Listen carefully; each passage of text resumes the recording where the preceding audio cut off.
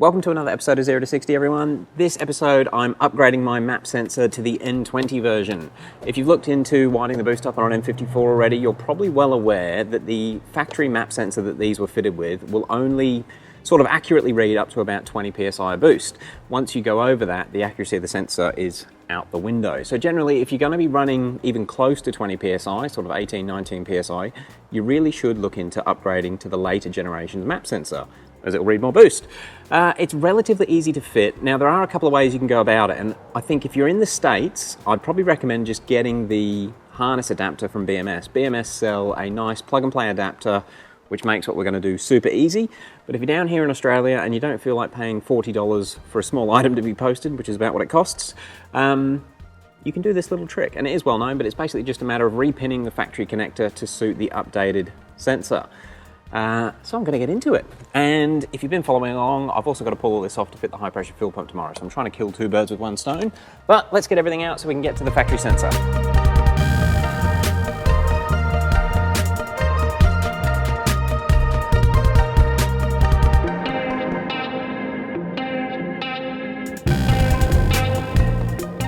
So basically I've just taken the intake, the pod filters off and the cowl, but that is the map sensor there that we're trying to replace. Now there is a very similar looking map sensor up on the intake manifold just up here. We just had a shot, but yeah, the one that actually measures the boost is this one here, and it's before the throttle body. Now I have noticed that some of these are held on with different size Allen keys depending on the brand of the charge pipe. This one appears to have T25 Torx bits, so I'm going to try and, yeah, that's not overly tight. I've never had that out, but we'll just see if we can undo it. Sorry about the bad camera angle. The trick here is to not drop anything. Actually I will, I'll probably have to take the charge pipe out anyway to do the high pressure fuel pump tomorrow, but for now, if you're just doing the map sensor, this is probably enough access to get to everything. Okay, interestingly, it doesn't appear to have a washer on that side. The map sensor is fairly tight in the charge pipe. A little bit of twisting action. That's it there. I'll get it disconnected and we'll have a closer look at it. So this is the sensor that come off of my N54. It is made by Continental, as is the new one, although it comes in a video box, so I assume they're the same company now. Interestingly, this one was actually manufactured on 4115, so that'll be the 41st week of 2015, I imagine. So it's not the original one from the car, but whoever replaced it did just replace it with a standard one. They didn't bother upgrading it. But yeah, visually the sensors look pretty much the same. To my understanding, they do pressure and temperature. Don't hold me to that though. One thing that is a bit not ideal with the way that I'm doing this wiring harness bodge, the connector is different on the N20 map sensor, so the plug's actually not going to clip into a locking clip, but it should be fine. So yeah, very visually similar. Just this one's got a little bit more oomph about it. All right, we'll get over to the wiring and I'll talk you through what you need to do. Okay, so hopefully that camera is focusing properly, but we have the original connector here. And the trick that we need to do to get it to connect to the new sensor is basically just swap the wires completely over. So as if they would plug in that way, we just need to switch it and they need to plug in that way. So to do that, you just need to disassemble the connector and slide the wires out and swap them over. I'm going to try and get this as good as I can on camera, but my hands may block the view a little bit. So I do apologize if that happens. So we'll try and get the clip disconnected, or apart, I should say.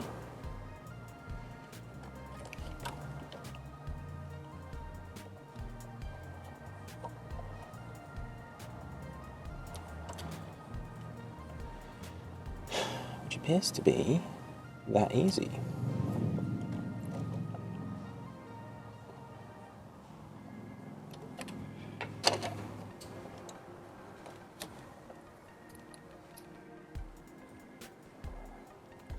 Okay, so we've got the top plate folded off, and then hopefully with the pick tool I should be able to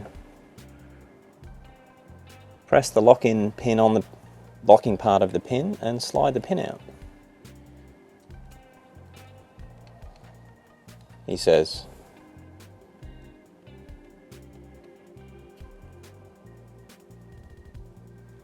If only I had good eyesight and I could see what I was pushing.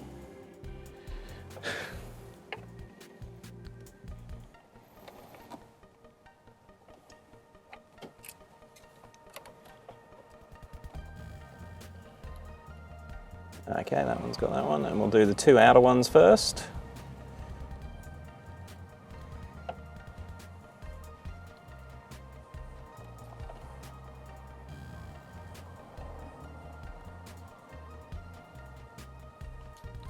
Okay, so the two outer ones are unlocked, and I'm really sorry, hopefully you can see this, but we'll pull that one out. Get that one to the side.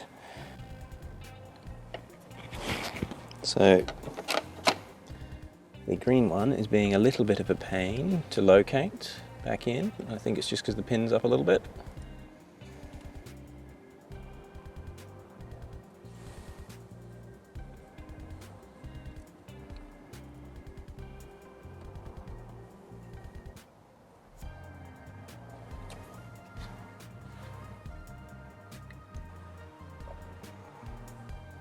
Sorry, just had a customer come in.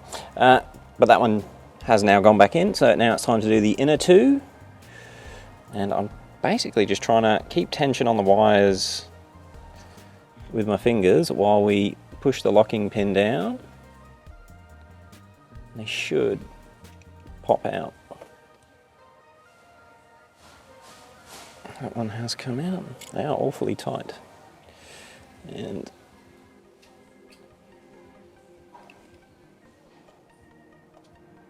okay, got them both out. And now just got to pay attention to what colours what and swap them over again. So, sorry, hopefully you can see that without my hand getting in the way too much.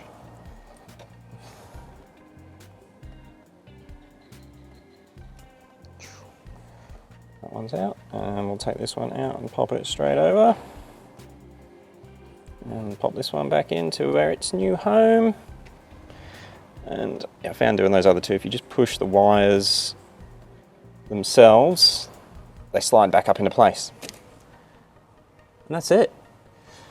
That is now wired for the N20 map sensor. So I'm going to fit the map sensor back to the charge port. Just while I got the good camera set up, I'll just show you quickly. There's a little tooth inside the connectors. Hopefully you can see it in there on both of them. And that's why you can't just swap the plug over. You do need to actually flip the wiring in the plug to get it to work on both, because the plug will now be upside down. Anyway, there's the two. New one, ready to go in. And before I actually bolt the sensor in place, I'm just going to plug it in and make sure it does feel okay, because again, we don't have the actual locking clip. Okay, the way that the gasket seals on that is really strong. So she's definitely not going to come out, and I have just put a little bit of grease or lube, whatever you want to call it, silicone lube, silicone grease, on the O-ring, as I did notice this O-ring, hopefully that's in focus there, has got a little nick out of it, and it does fit awfully tight in the charge pipe, which so it should, but hopefully that'll help reduce the chance of nicking that O-ring, because that is another potential cause of a boost leak. And that has gone nice and tight into the charge pipe. And it's just a matter of putting the bolts back in. And we've just got the screws to go back in. I'll try not to drop the washers as we bolt them in. Depending on the quality of the charge pipe, these can be a bit tricky. That cheap eBay charge pipe that we fitted to a car a couple of weeks ago just had crappy threads on it, which was a bit shitty, but that's what you get when you buy the cheapest.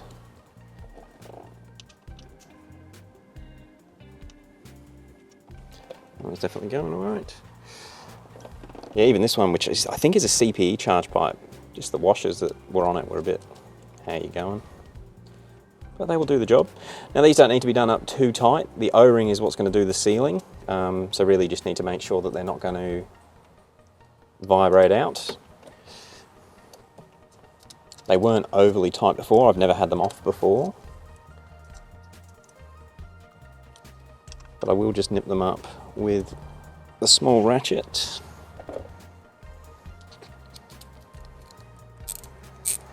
Yeah, there's actually a lot more access to this than I was envisioning.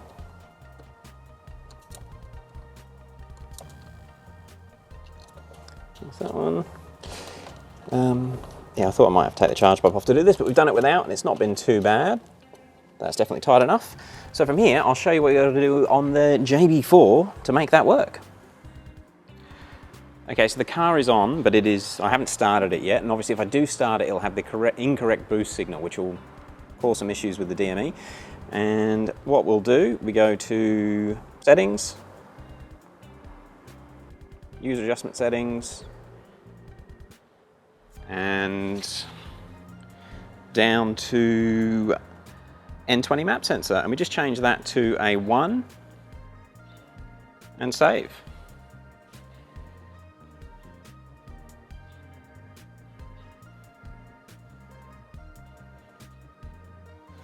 And we'll give the car a start up and just see if it runs properly.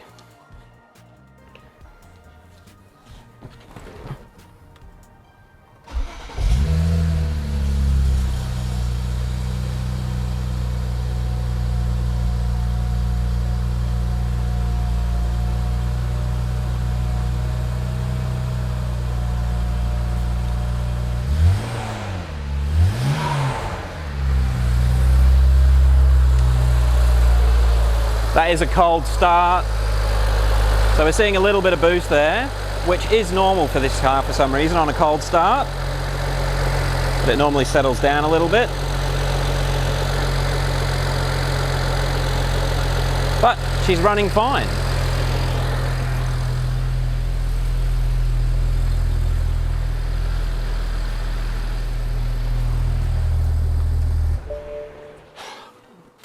So that's the N20 map sensor installed and working. Now, in case you're wondering, with the JB4, because it intercepts the signal that's going to the DME, you can essentially set this N20 map sensor up in the JB4. You don't need to do anything in the flash. It will adapt the correct voltage to the DME, so the DME sees the correct boost level. And as long as the JB4 knows what sensor's in the car, it knows how much to adjust the voltage, or to adjust the voltage accordingly. If you're running just MHD and you don't have the JB4, selecting the N20 map sensor is just a quick option that you select when you do the flash. So make sure you do that. Don't start the car up until you've got the correct settings for the N20 map sensor, or it will throw a fault code. Anyway, look, that's it. It's a bit of a quick one. It was a video I wasn't even going to do, but while I'm waiting for the fuel pump, I thought I may as well sneak one out. If you've got any questions about doing it, please let us know. It's super easy. As I said at the start of the video, I think if you're in the States, just get the BMS adapter for the $20 or $30 that it costs. It's just easier, and you can revert back to stock nice and easy, and also it will have that locking pin, although this one did seem to be locking in fine. Anyway guys, look, thank you very much for watching. Appreciate all the comments, appreciate all the help, especially with the charge pipe. It is genuinely helpful because you guys do know things that I don't know, and I like reading all the comments, and it helps. It does. All right, thank you very much for watching. Catch you on the next one.